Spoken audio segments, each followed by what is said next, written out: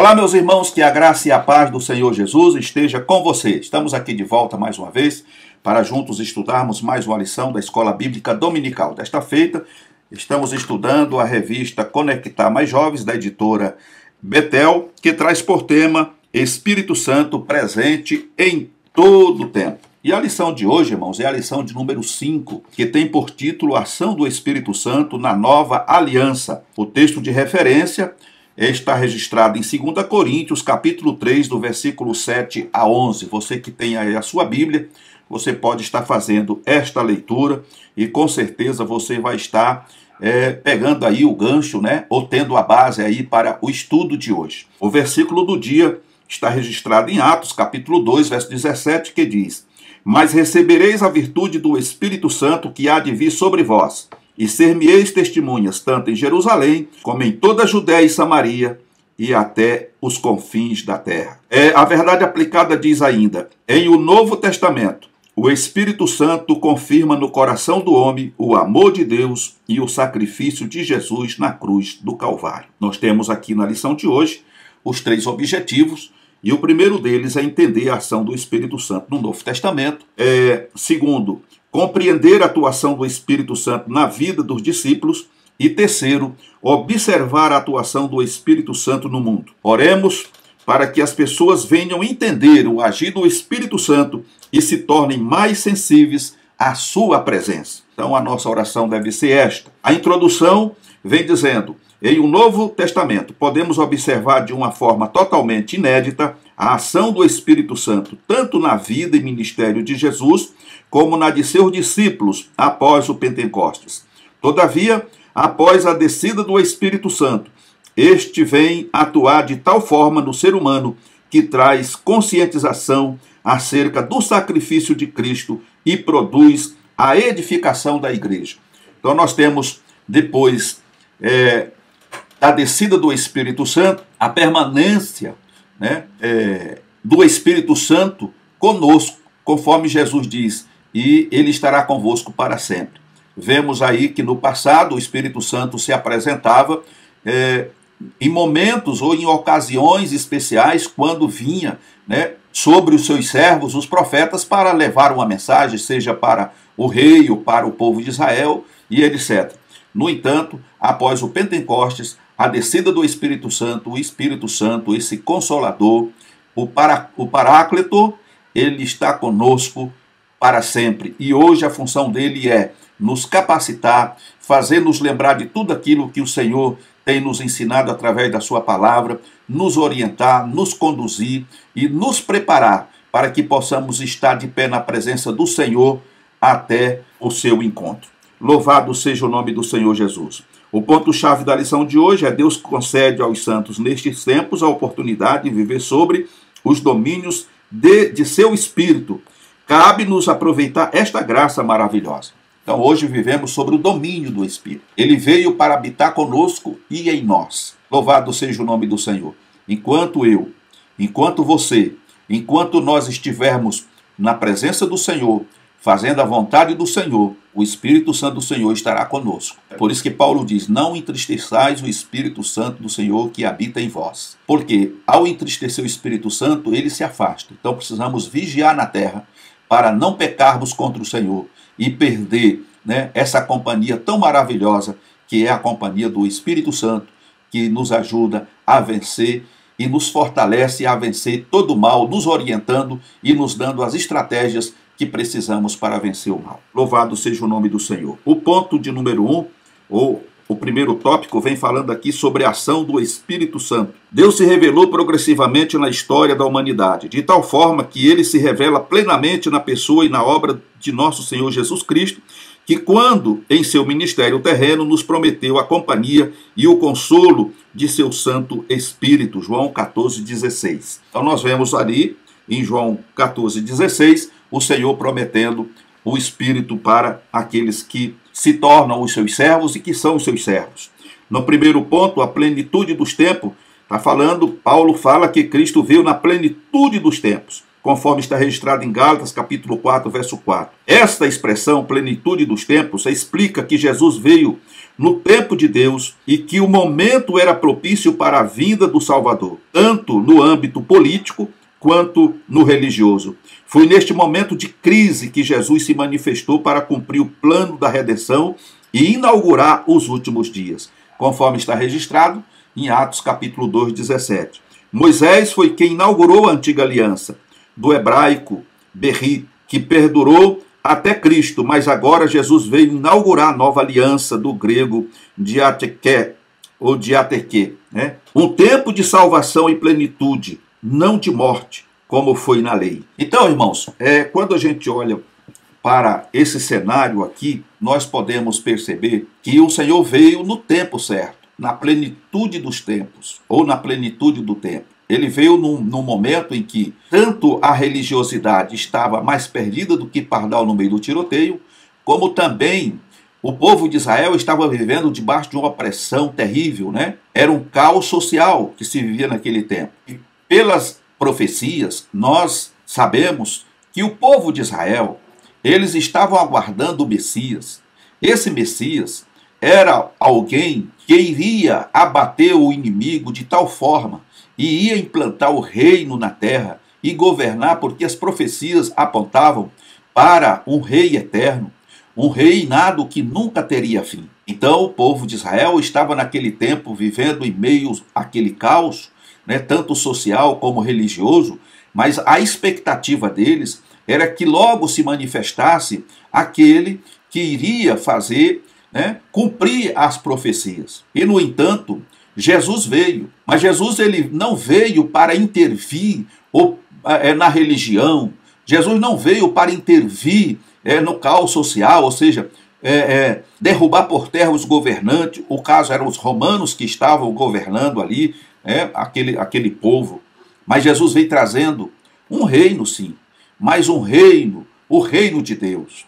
Era um reino no âmbito espiritual. E o povo não aceitou isso. Quando Jesus começou a falar desse reino e mostrar, conforme está registrado em Mateus capítulo 5, ali nas bem-aventuranças, as diretrizes, ele começou a mostrar as diretrizes para fazer parte do reino de Deus. As pessoas não entendiam e estava tudo fora de contexto, porque eles queriam alguém que viesse como um líder, que tomasse a frente daquela massa humana e armasse todo aquele povo e lutasse contra Roma para derrubar aquele governo e assim assumir o controle da nação de Israel. Então eles não aceitaram, porque Jesus veio trazendo o plano da redenção. Jesus veio inaugurar, como está dizendo aqui, a nova aliança, né? Conforme diz o grego didache. Um tempo de salvação e plenitude, não de morte, como foi na lei. Na lei era olho por olho e dente por dente. Jesus veio trazendo a nova aliança, diferente do que aconteceu na antiga aliança. Ok, meus amados irmãos? O segundo ponto vem falando sobre o Espírito Santo na nova aliança. Jesus inaugurou a nova aliança e logo após a sua partida, enviou o Espírito Santo para estar com seu discípulo.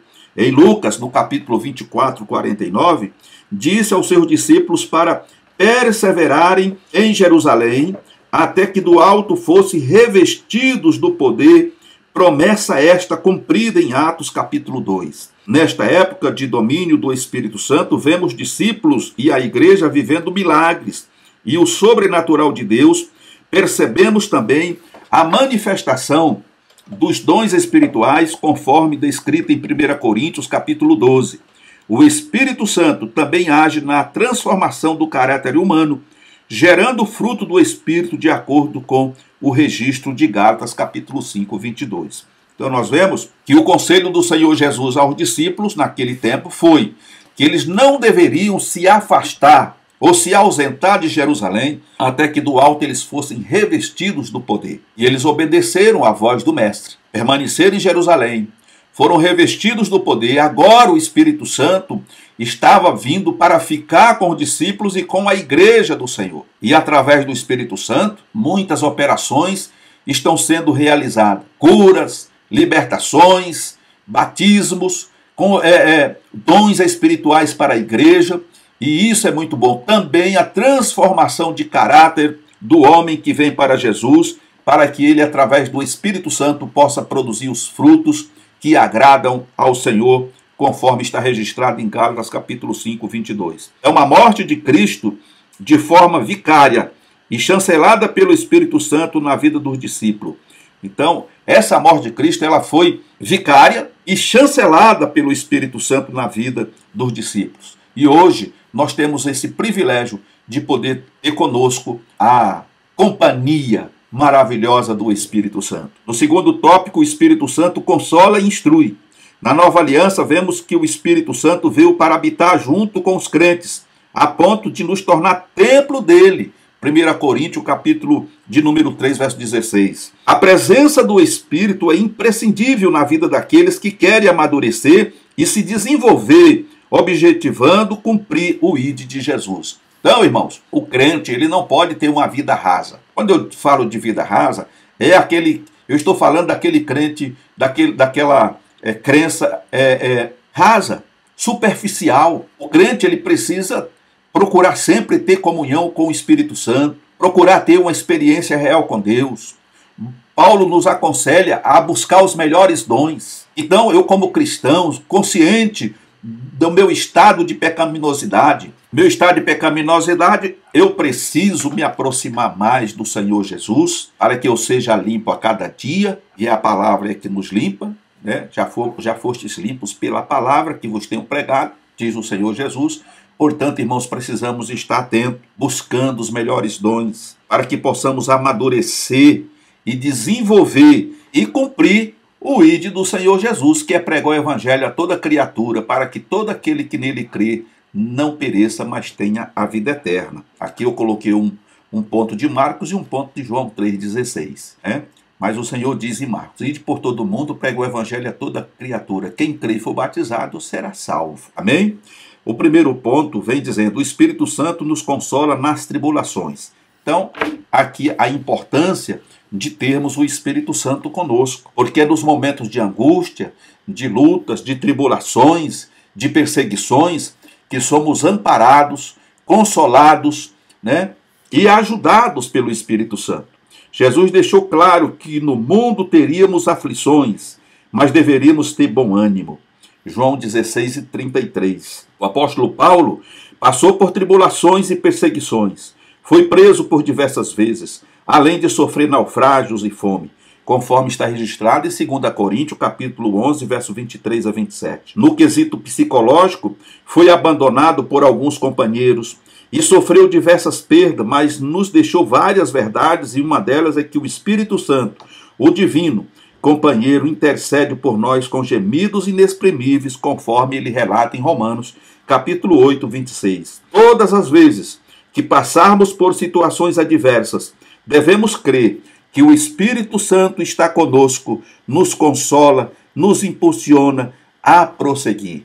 Então nós vemos aí, irmãos, que um exemplo para nós cristãos nos dias atuais em que vivemos, nesse tempo pós-modernidade, é o apóstolo Paulo, quando ele descreve com pormenores tudo aquilo que ele enfrentou durante o seu ministério. Ele foi traído pelos próprios irmãos, foi perseguido, ele foi preso, foi apedrejado, sofreu naufrágio, passou fome, mas ele nos deixa um relato importante, que muitas vezes, em muitos momentos, quando ele não tinha nem palavra para se expressar diante do Senhor, ele tinha o auxílio do Espírito Santo, que com gemidos inexprimíveis, intercedia diante do Senhor por ele, porque o Espírito sabe todas as coisas, conhece todas as coisas. E isso é maravilhoso, termos a companhia do Espírito Santo, porque como cristão nessa era, nós também passamos por aflições. E muitas vezes não sabemos como agir ou como fazer, mas quando nos debruçamos, quando nos ajoelhamos na presença do Senhor, muitas vezes sem saber por onde começar e o que dizer, nós temos a ajuda do Espírito Santo, que entende tudo, que sabe tudo. Ele vai intercedendo por nós com esses gemidos inexprimíveis, e nós recebemos da parte do Senhor, por intermédio do Espírito Santo, o consolo, e a força para prosseguirmos. E ele diz: ainda não terminou, ainda não é o fim, louvado seja o nome do Senhor Jesus. O Espírito Santo, como mestre, ele também é nosso mestre, ele nos ensina, ele nos orienta, ele aponta o caminho. Então o Espírito Santo nos guiará em toda a verdade. Foi o que Jesus disse ali em João 16, verso 13. E na justiça, Salmo 25, verso 9. E nos ensinará todas as coisas, João 14, 26. Ele é o mestre.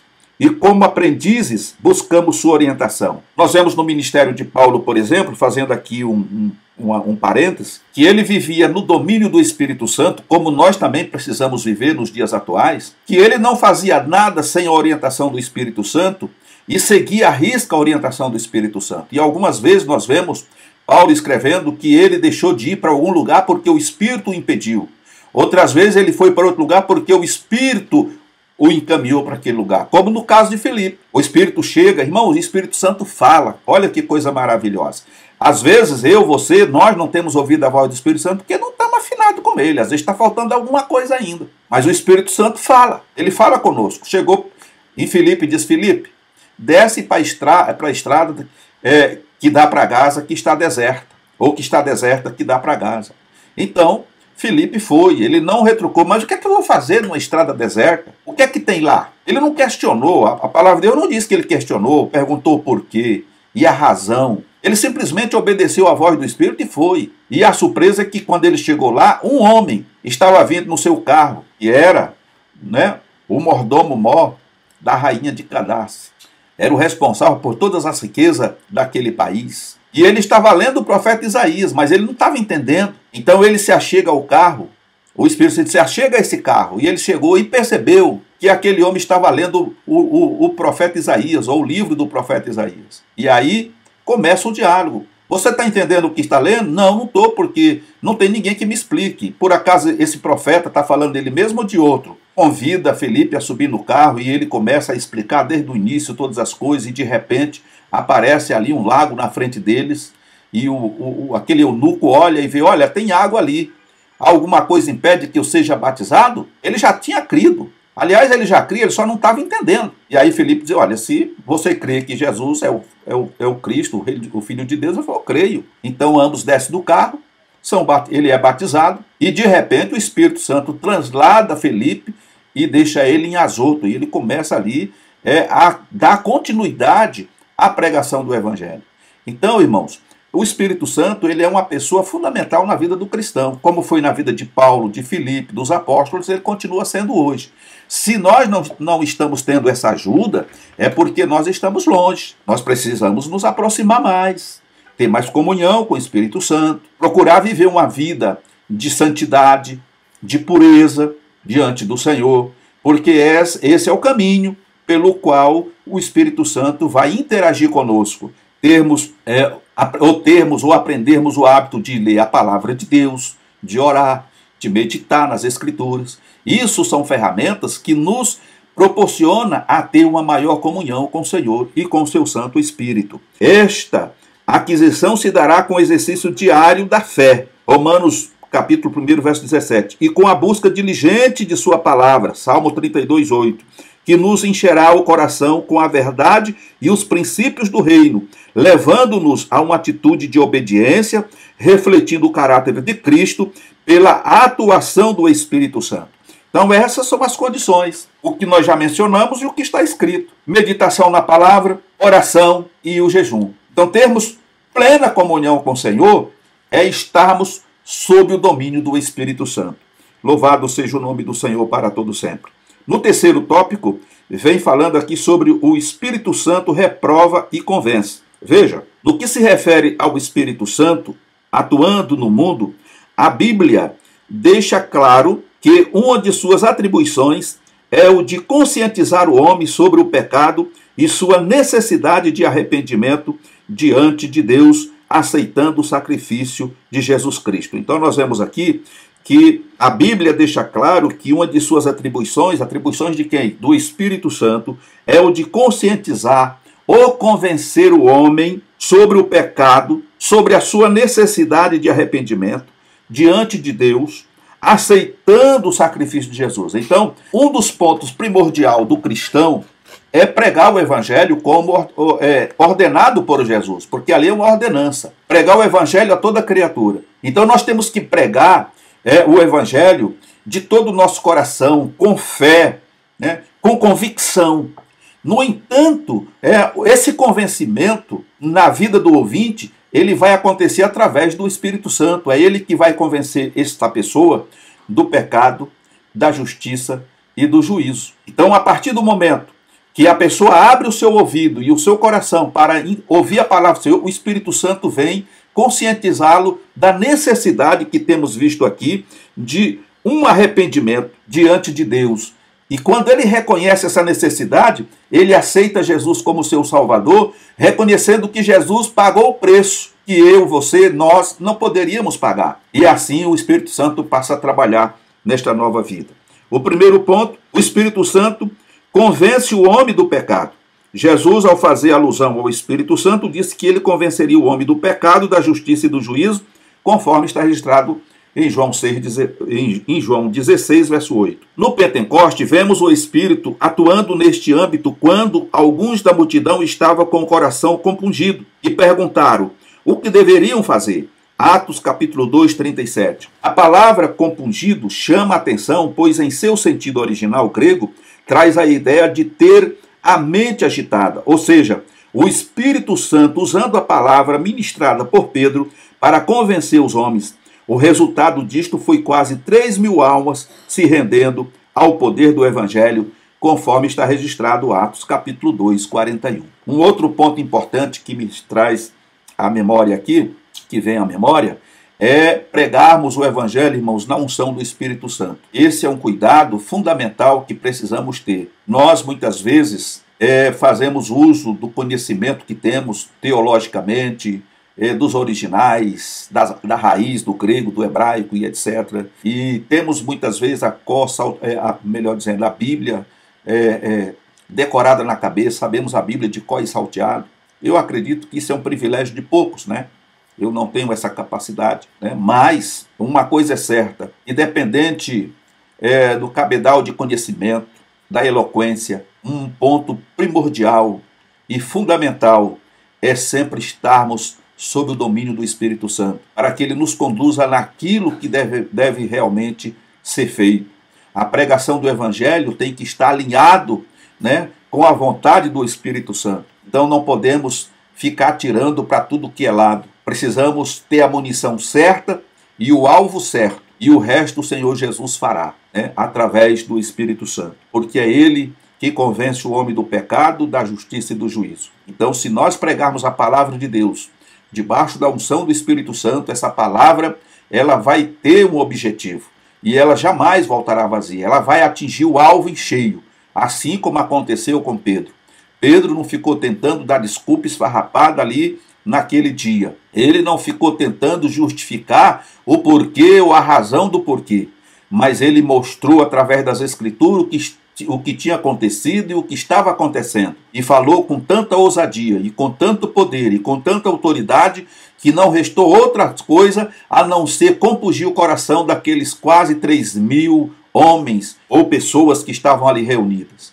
E no final, eles aceitaram Jesus porque foram convencidos, não pela palavra em si que Pedro pregou, mas pelo Espírito Santo, que fez com que a palavra ecoasse na sua consciência, mostrando a eles que eles eram tão responsáveis pela morte de Cristo quanto aqueles que o tinham crucificado.